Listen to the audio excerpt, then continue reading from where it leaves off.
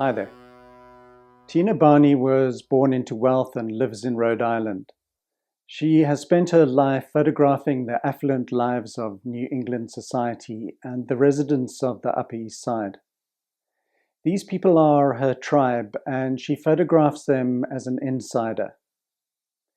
She began taking documentary-style photographs of her friends and family, but then shifted to arranging scenes that for her represented aspects of her life and of those around her.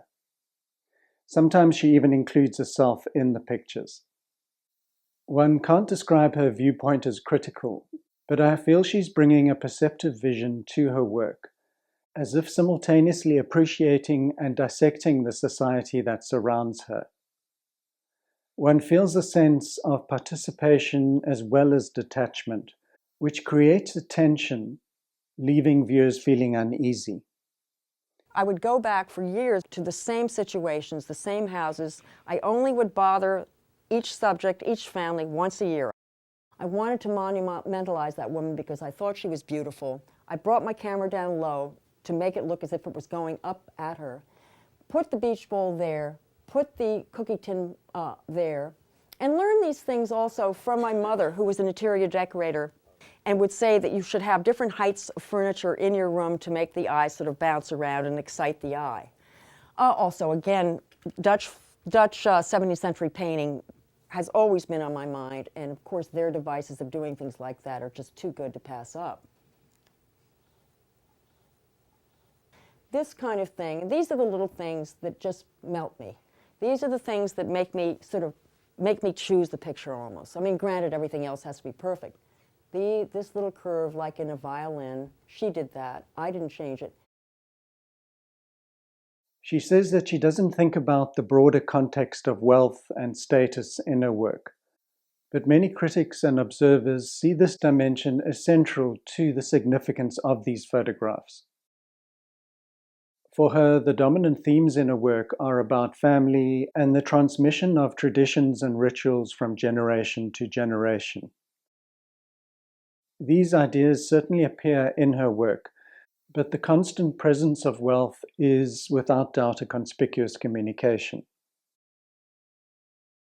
I'm particularly interested in the feelings that her pictures evoke. After spending time with the images, I've been forced to question my own conditioning and biases concerning displays of affluence. At first, I found myself recoiling from these scenes, and my reaction was definitely tinged with a measure of criticism. Not for the photographs, but for what I presumed these subjects were projecting. Maybe something like complacency or arrogance. Because the subjects are presented in such a forthright manner, while being surrounded by material abundance, I was presuming that the subjects were somehow flaunting their wealth and position. But once I moved past this reflex response, I found that I could engage with her subjects as individuals. Barney as an insider is creating scenes that are straightforward and honest reflections of everyday life for the strata of society. And therefore my initial response was my own projection. Her photographs hold a power because they are capable of provoking a reaction in the viewer. When she discusses her work, she does so from an intellectual or high art perspective. Now, high art is a dubious term, but when she talks about her work, you realize that when she's staging these scenes, she's drawing on a depth of artistic knowledge as well as an appreciation of well-composed spaces. The first choice is the vantage point or viewpoint, and that is where I stand, where I decide to put my camera, which defines the vantage point not only technically but also conceptually. And I knew that I wanted this line of the sink to go down the middle of the frame, to bring the eye, as if there was a line I had drawn, to bring the eye of the viewer towards the center of the photograph. Then I saw the line of the seam of the mirror. So you've got two very strong lines going to the center of the image. Then you have the line going across of the radiator, but then you have the repetition of the line of the fence. So there are all these structural marks that excite the eye of the viewer. And I had been doing a lot of reading about this from Dutch 17th century painters and on. The icing on the cake is that brush, which I tilted out. And the Dutch 17th century painters did this kind of device all the time. She goes to great lengths to position her subjects, but then relies on gestures and what she refers to as gifts to energize the scene. Sometimes I would tell someone to do something just to get them moving, and parts of the picture would be directed by me in a very, very simple way, and others I call gifts, the accident that would happen. A tension is created between the stage aspects and the elements of spontaneity. The formality of the arrangements allows viewers to focus their attention on these mannerisms that suggest underlying thoughts and human emotions. During her upbringing, she was surrounded by beautiful art. Her family had been art collectors for generations, so she was exposed to and learned to appreciate art deeply. She's very conscious of composition, spatial complexity, and color theory, drawing especially on the techniques employed by the old Dutch masters. These works weren't things that she had to reference in books.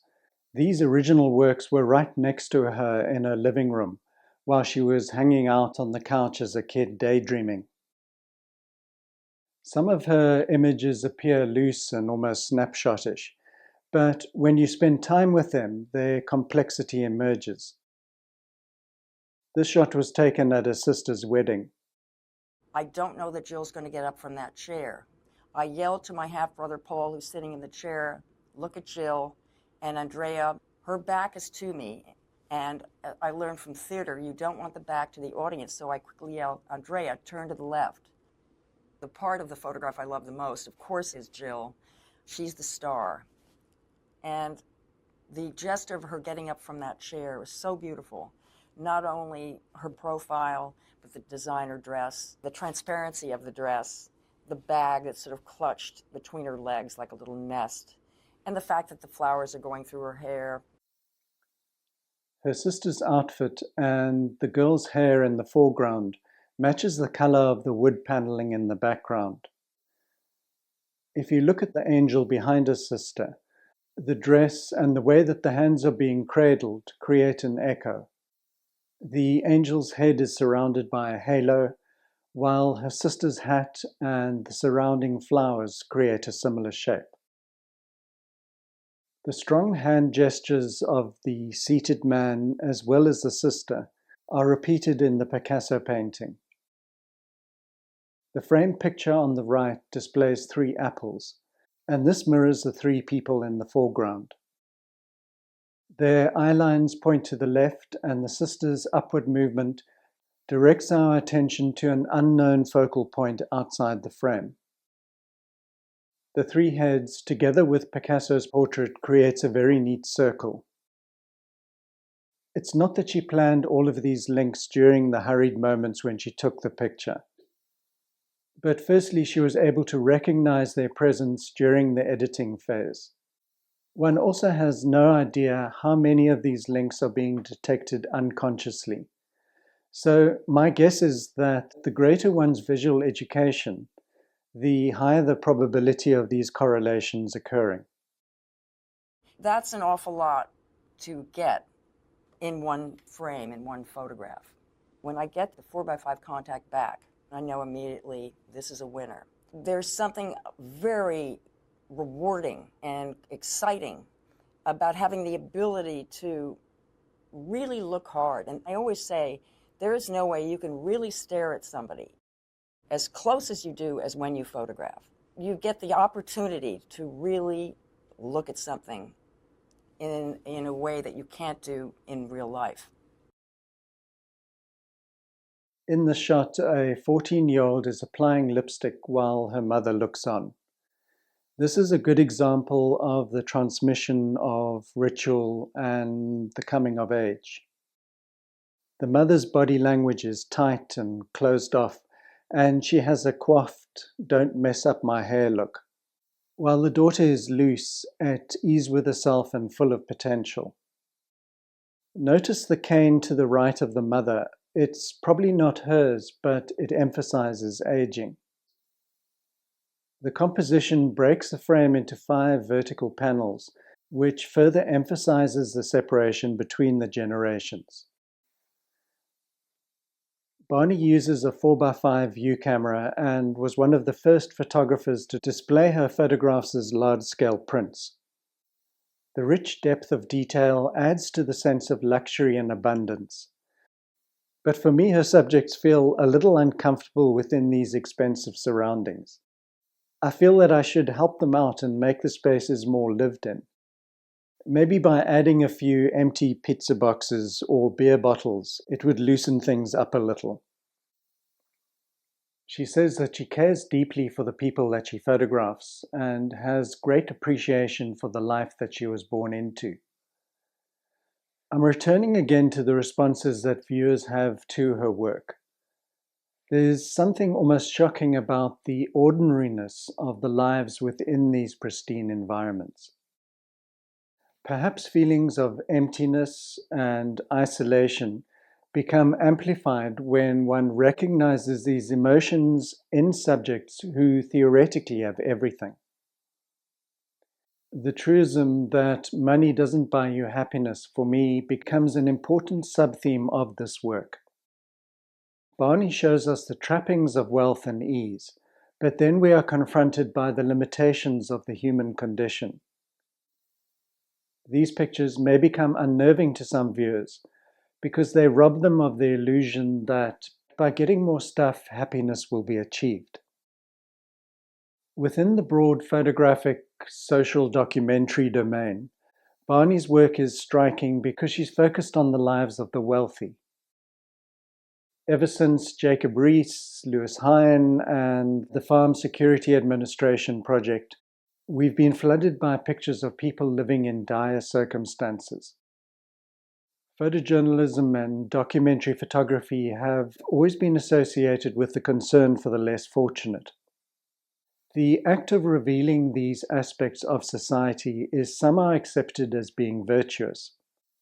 We've all heard photographers repeat the cliché that they are holding up a mirror to society to reveal the effects of mistreatment or inequity. But is this just an early variant of virtue signaling? Are photojournalists exploiting this societal acceptance in order to indulge in the drama of deprivation? Are viewers of this work somehow consuming poverty porn in order to feel more secure about their own lives? Looking at Barney's picture of actress Julianne Moore reaching towards her young son, one might be disapproving that Moore is holding an angelic mid-distance stare, while ideally she should be directing all of her attention to the child. But this type of distraction from human connection is common through all social strata. The mothers shown in these 2 Dorothea Lange pictures are equally preoccupied with other concerns, and their relationships with their children seem remote and strained. Perhaps as viewers, we've become conditioned to be more accepting of human limitations when they are viewed within challenging circumstances. Barney insists that her photographs are neither a critique of class nor a critique of her subjects. She said, "I really wanted to show how much I cared about my existence." I hope this video asked and possibly answered some questions about Barney's work. Thanks, and I'll see you next time. My mother was an interior decorator, so I was surrounded by, I think, extraordinary interiors my whole life. She also had a special, unique sense of color that was remarked by people that knew her. So what was important is, number one, the eyes, and what you tell the subject to think about or do. And I asked them to think of a very specific